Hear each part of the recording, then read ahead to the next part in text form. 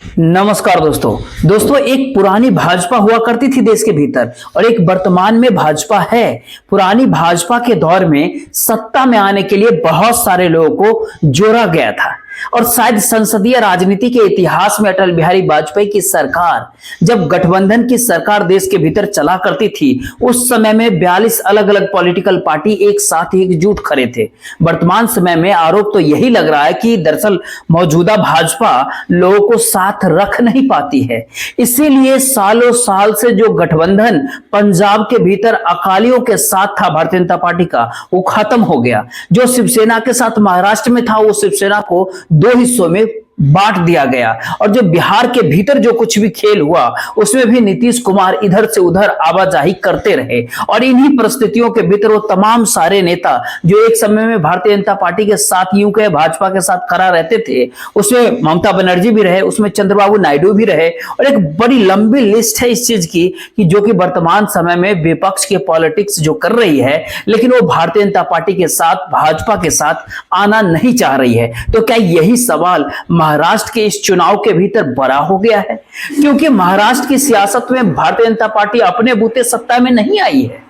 एकनाथ शिंदे शिवसेना तोड़ करके वहां से निकले हैं, अजित पवार एनसीपी को तोड़ करके निकले हैं। लेकिन अजित पवार जब एनसीपी को तोड़कर निकले, तब सत्ता एकनाथ शिंदे की महाराष्ट्र के भीतर चल रही थी, साथ में भारतीय जनता पार्टी खड़ी थी। यह कहे कि पूरा व्यूह रचना भारतीय जनता पार्टी की थी, लेकिन भारतीय जनता पार्टी ने कतई भी नहीं सोचा था कि महाराष्ट्र के भीतर 2.5 साल बाद जब सियासत एक बार फिर से चुनाव को लेकर के या फिर बीएमसी चुनाव को लेकर के सामने सर पर खड़ी होगी, तो भाजपा के सामने यह संकट उभर करके सामने आएगा कि यदि ये सरकार अपने बूते अब कैसे चलाया जाए। यही वो सारे सवाल है जिसका जवाब बीते 10-12 दिनों के भीतर किसी को मिला नहीं।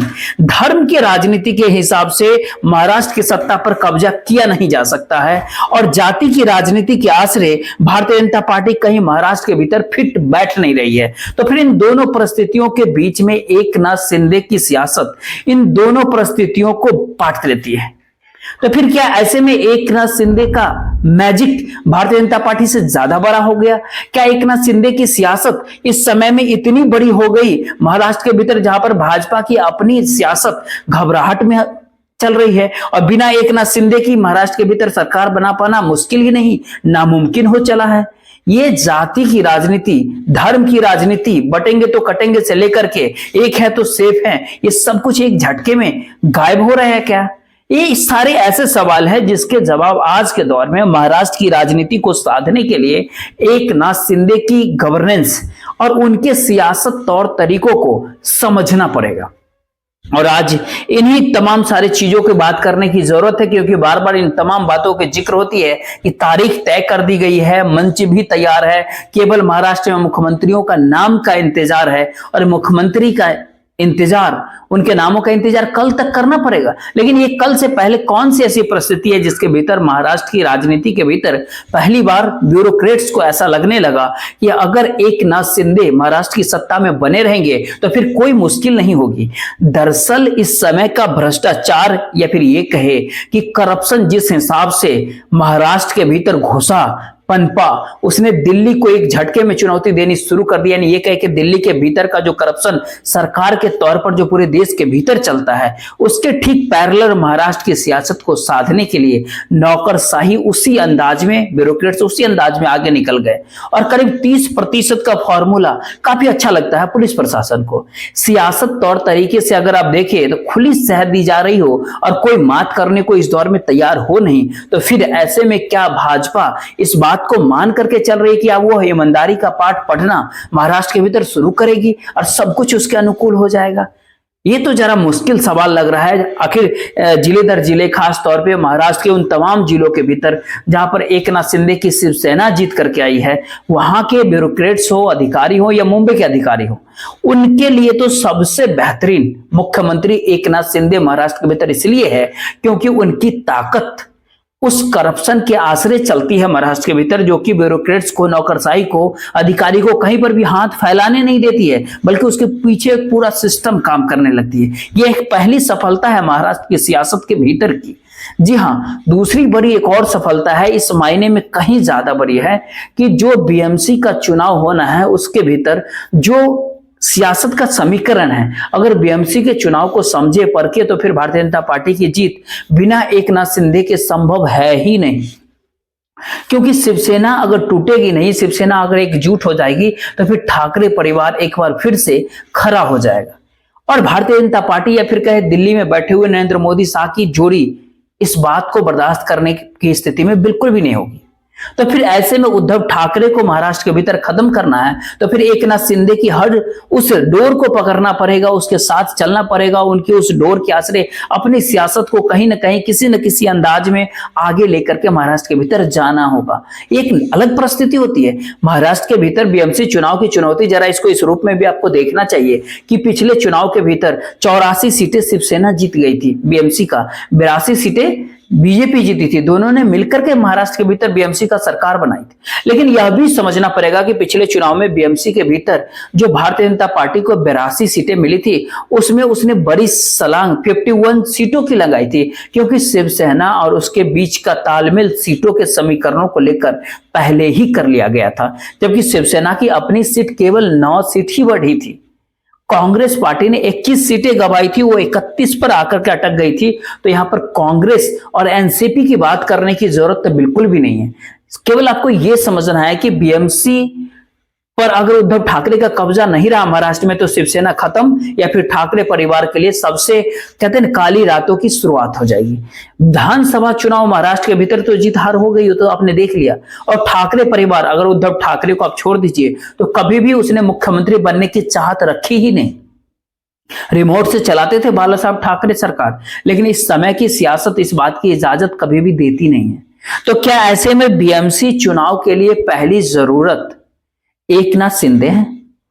या फिर एक और सवाल होता है इसके सामने, ब्यूरोक्रेट्स और करप्शन, ये सवाल होता है। फिर दूसरा सवाल होता है बीएमसी के चुनाव से जुड़ा हुआ। फिर अंत में एक सवाल होता है कि लगातार खुद को कल्याणकारी या कई वेलफेयर स्कीम के आश्रय या फिर महाराष्ट्र के भीतर जो कुछ भी अपने गवर्नेंस के तौर तरीके से जितने सारे प्रोजेक्ट्स को लेकर के आए एकनाथ शिंदे, उन तमाम प्रोजेक्ट्स के आश्रय तुलना करना चाह रहे हैं कि उद्धव ठाकरे से उनकी तुलना हो जाए, क्योंकि वो अभी तो 2 साल तक वहां के मुख्यमंत्री रहे। वो 2 वर्ष की जीडीपी हो, उस 2 वर्ष के भीतर की जो जितने सारे तमाम प्रोजेक्ट्स आए, इस दौर के जो वेलफेयर स्कीम है या कैश ट्रांसफर की जो परिस्थिति महाराष्ट्र के भीतर थी, उसने एक ही झटके में एकनाथ शिंदे को महाराष्ट्र के भीतर उस जगह पर लाकर बैठा दिया। या फिर वह उस सियासत को समझ गए महाराष्ट्र के भीतर कि यहां पर जरूरत उद्धव ठाकरे तो निशाने पे लेने की उनकी जरूरत नहीं है, बल्कि महाराष्ट्र के भीतर जरूरत है किसान, मजदूर, महिला, उन तमाम लोगों के आश्रय भारतीय जनता पार्टी को निशाने पर लेने की है। और भारतीय जनता पार्टी को निशाने पर लेने की पहली जरूरत के तहत ही वो सतारा जाते हैं।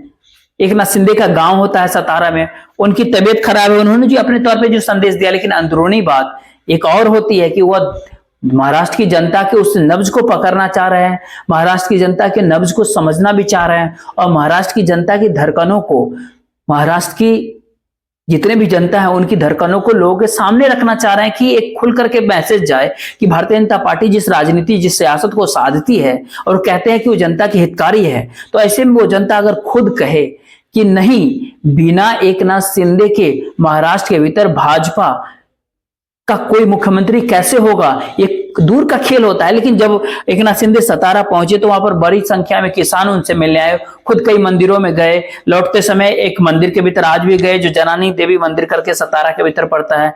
वहां पर इससे पहले एक किसान ने एक बात उनसे कही, सतीश देवकुंडे करके होते हैं, उनका नाम होता है। उन्होंने कहा कि दरअसल उनकी पत्नी रो रही है, बिलख रही है और रात के भीतर उठ करके रोती है कि उनके अपने मुख्यमंत्री का क्या हाल हो गया, जिस मुख्यमंत्री ने उन्हें लाडली बहना के तहत पैसा दिया, बिजली बिल माफ करवा दिया, सफर 50% कर दिया। यानी वो जनता का मुख्यमंत्री है और उस जनता के मुख्यमंत्री को जनता का होने का सुख जो है ये वह मुंबई आकर के कहते हैं। यानी एक तरफ ये कहे कि गांव वाला, दूसरे तरफ एकनाथ शिंदे। इस सियासत को जरा आप समझने के लिए सबसे पहले आपको उन तमाम किसान लोगों की बात को आपको कहीं ना कहीं सुनना चाहिए। एक पल के लिए देखिए। मारुतीराव देवगुंडे, राहणार सोन्नाथडी तालुका माजलगाव, जिल्हा बीड। आणि अशा माणसाला ही वेळ येणं बरोबर नाही। सुखात तो कोणी भेटल, दुःखात भेटायची इच्छा आहे। आम्हाला काही फोटो नको, आम्हाला कुठलं काही काम नाही, कुठलं काही पत्र पाहिजे नाही, फक्त भेटायचे। माझी त्यांच्या लाडक्या बहिणीचा,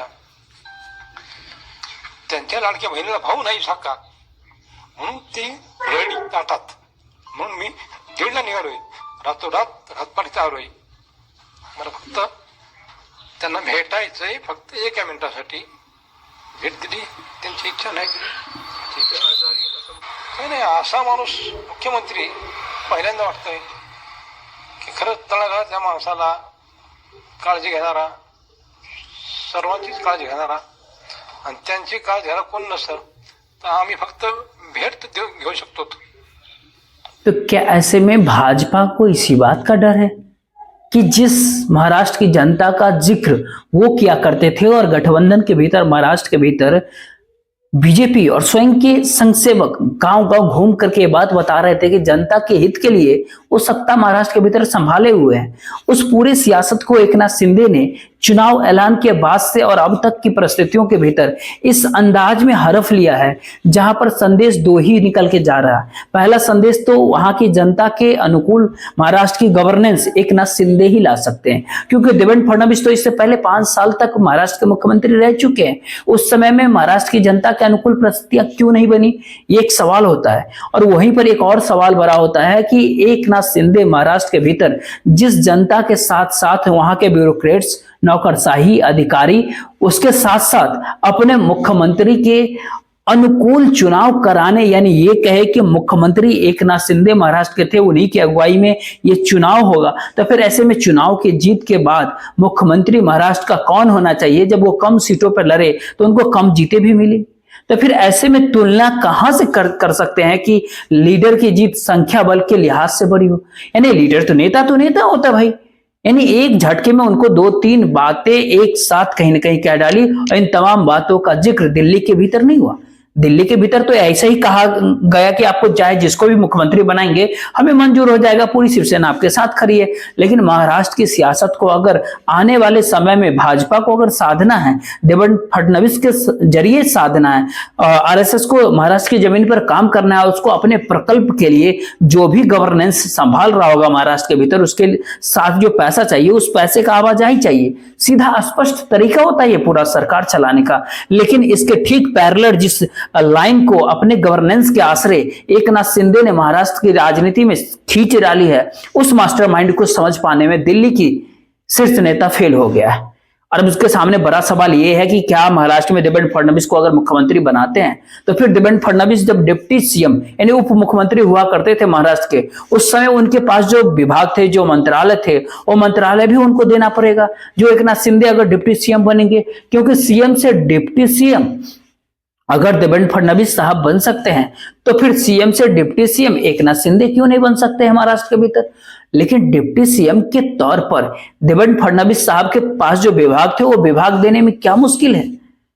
यानी ये इसलिए महाराष्ट्र के भीतर बड़ा सवाल है. जब हम करप्शन और ब्यूरोक्रेट्स का जब जिक्र कर रहे थे आपसे, तो महाराष्ट्र नहीं मुंबई के भीतर ही बहुत बड़ी संख्या में जमीन का सवाल हो, बिल्डर का मसला हो, आवाजाही इंफ्रास्ट्रक्चर को लेकर के बातें हो, जिसने भी जिस भी रूप में फैसले इंफ्रास्ट्रक्चर के ऊपर खर्च हुए या जमीन मकान तमाम सारी चीजों के ऊपर जो कब्जा जमाया गया, उसके सैकड़ों मामले हैं इस समय में जो पुलिस थानों के भीतर दर्ज होता है. गृह मंत्रालय चाहिए साहब, एकनाथ शिंदे को चाहिए गृह मंत्रालय. सियासी तौर पर एक समय वो भारतीय जनता पार्टी की जरूरत थी, क्योंकि भारतीय जनता पार्टी के शासनकाल में ऐसा नहीं कि करप्शन नहीं हुआ था, तो फिर कहीं ना कहीं उसकी कमान अपने हाथ में रखिए. ये सियासत महाराष्ट्र के भीतर ट्रांसफर ऑफ मंत्रालय जो है वो खुले तौर पर एकनाथ शिंदे और भाजपा के सामने महाराष्ट्र के भीतर होना चाहिए. 4-5 बातें आपके माइंड में आ रहे होंगे, लेकिन इन तमाम सारे बीचों के दायरे में जब 2 दिन बाद एकनाथ शिंदे जब दोबारा महाराष्ट्र आते हैं तो जरा एक पल के लिए उनको देखिए वो क्या कहते हैं. देखिए, जो है ये जनता की आवाज वाली सरकार है. जनता को जैसे सरकार चाहिए वैसे सरकार मिलेगा. मैंने बुधवार के दिन पूरी तरह मेरी भूमिका स्पष्ट की हुई है. आदरणीय प्रधानमंत्री जी, आदरणीय गृह मंत्री अमित भाई और भारतीय गृह मंत्रालय को लेकर के कोई मांग है क्या आप लोग? भारतीय जनता पक्ष के अध्यक्ष नेता जी जो मुख्यमंत्री पद के बारे में तय करेंगे उसको मेरा पूरा समर्थन मैंने ऑलरेडी दे दिया है. आप भी कुछ बोलोगे क्या? मुझे बात करनी पूरी तरह मैंने मेरा समर्थन दिया है. उसके लिए कोई किंतु परंतु नहीं है. पूरा स्पष्टता से मैंने कहा है, मैं पूरी स्पष्टता से मेरी भूमिका व्यक्त करने वाला कार्यकर्ता हूं और मैंने जो काम किया है, जो नेतृत्व किया है मैंने और हमारे दोनों उप मुख्यमंत्री और हमारे सहयोगी ने, जो आज तक के तुम कितने सालों से पत्रकारिता करते हो, जरा खाली थोड़ा याद करो कि आज तक के इतिहास में इतने बड़े 2.5 साल के अंदर इतने बड़े पैमाने पर डेवलपमेंट और इतने बड़े पैमाने पर वेलफेयर स्कीम, जो कल्याणकारी योजना कभी की थी, ये देखो मैं इतना ही कहूंगा, इतनी योजनाएं 2.5 साल में करने वाली ये ऐतिहासिक सरकार है और ये सुनहरी अक्षरों में लिखा। एकनाथ शिंदे की ये तेवर इससे पहले नहीं कभी आपने देखा होगा। अब तो पत्रकारों को भी डांटने डपटने की स्थिति में है। पहले आप हमारी बात सुनिए, फिर उसके बाद आप अपनी पत्रकारिता के बेहतर देख लीजिए कि हमसे बेहतर काम किसी ने कभी किया है क्या। ये परिस्थिति आपने वीडियो में देखा और ये ताकत एकनाथ शिंदे को एक झटके में कहां से मिल गया। बहुत साफ तौर पर शिवसेना के विधायक जो एकनाथ शिंदे के साथ जुड़े हैं, उस संदेश बहुत साफ होता है कि महाराष्ट्र में सरकार चाहे जिसकी भी रहे, चलेगी हमारी सरकार, हमारी ही रहेगी, इधर भी और उधर भी। ये इधर उधर उधर का मतलब आप इस अंदाज में मत लगाइएगा कि दरअसल क्या सच में ये सारे लोग एक दरअसल क्या वाकई ये सारे लोग शिफ्ट हो जाएंगे? बिल्कुल भी नहीं। शिफ्ट कोई इधर से उधर क्यों होगा? सवाल तो ये है कि एनसीपी के भीतर भी, जो कि अजित पवार के साथ और जो शिवसेना एकनाथ शिंदे की है महाराष्ट्र के भीतर, उसमें भी कई उम्मीदवार एमएलए विधायक के तौर पर भारतीय जनता पार्टी ने अपने उम्मीदवारों को लगाया, तो उसको तोड़ने में काफी दिक्कत नहीं होगी। लेकिन सवाल वहां पर एक होती है कि उनकी संख्या इतनी ज्यादा नहीं है कि उनके ऊपर एंटी डिफेक्शन लॉ काम न करने लगे। तो फिर क्या ऐसे में सच में क्या ऐसी स्थिति पैदा हो रही है जहां पर एकनाथ शिंदे एक तरफ, दूसरी तरफ अजित पवार एक साथ मिलकर के सरकार बना ले? तो दोनों के आंकड़े 100 को आसपास होते, दोनों के आंकड़े। और इन परिस्थितियों के भीतर कोई बाहर से समर्थन दे दे, क्या ऐसी परिस्थिति महाराष्ट्र के भीतर बन सकती है? कोई भी कहेगा कि ये बहुत हाइपोथेटिकली होगा, ऐसा संभव होगा नहीं। लेकिन अगर हाइपोथेटिकली ये संभव अगर होता है और जो चीजें संभावित हो चली है महाराष्ट्र की सियासत में, उसके भीतर बार्गेनिंग को लेकर के यानी सौदेबाजी को लेकर के आपने एक आवाज भी अजित पवार के खेमे से कभी भी सुनी नहीं होगी। 23 तारीख के बाद से आपने एक भी आवाज इस दौर में बावन कुले हो या खुद देवेंद्र फडणवीस साहब हो या फिर भारतीय जनता पार्टी के तमाम नेता, सिवाय इसके कि 5 तारीख को शपथ ग्रहण होगी, ये कह देना, बस इतना ही। इससे हट करके कोई कुछ कहने को इस दौर में तैयार नहीं होगा। आप देख लीजिए। और इसी नब्ज को समझते, पकड़ते हुए, टटोलते हुए अगर संजय राउत महाराष्ट्र के भीतर ये कहते हैं कि देखिए इतनी मुश्किल हो रही है, तो इसका मतलब है कि मसला कुछ और है, यहां पर तो राष्ट्रपति शासन लग जाना चाहिए। ये बात ऐसे यूं ही हवा में नहीं कहा जाता है। सियासी तौर पर महाराष्ट्र के भीतर ये वो परिस्थिति होती है जो नए बीज को बो रही है और जन्म देने के प्रयास करे, यानी विलंब, यानी कल परसों अपने तौर पर अगर जिस नेता का ऐलान होना है, अगर महाराष्ट्र के भीतर जिस बात का जिक्र हमने इससे पहले भी कर चुका है कि एक ब्राह्मण मुख्यमंत्री के तौर पर महाराष्ट्र के भीतर न तो बीएमसी जिता पाएगा महाराष्ट्र के अंदर, न ही सियासी तौर पर मजबूत जमीन भारतीय जनता पार्टी का बना पाएगा, लेकिन एक मराठा नेतृत्व महाराष्ट्र के भीतर या ओबीसी के नेतृत्व अपने तौर पर अनुकूल परिस्थिति महाराष्ट्र के भीतर बना सकता है।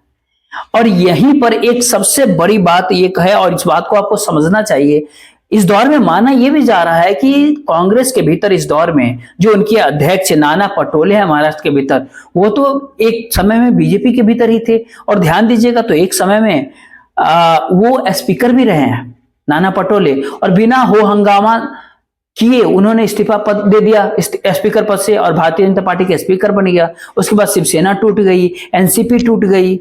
महाराष्ट्र के भीतर नाना पटोले 208 वोट से इस बार जीते हैं, 208 वोट से। लोकसभा चुनाव में उन्होंने कमाल करवाया, विदर्भ में बड़ी जीत हासिल करवा दी। वहां पर जो ओबीसी का वोट, खासतौर पे कुर्मी वोट जो एक मुश्त साथ में आके खड़ा था, लेकिन महज 5 महीने के भीतर ऐसा क्या खेल हो गया कि पूर्वी वोट भी कांग्रेस को नहीं पड़ा इस बार महाराष्ट्र के इस विधानसभा चुनाव में। या फिर जातीय समीकरण जिसको नाना पटोले अपने तौर पर एक साथ खड़ा कर रहे थे महाराष्ट्र के भीतर, वो एक झटके में बिखर क्यों गया?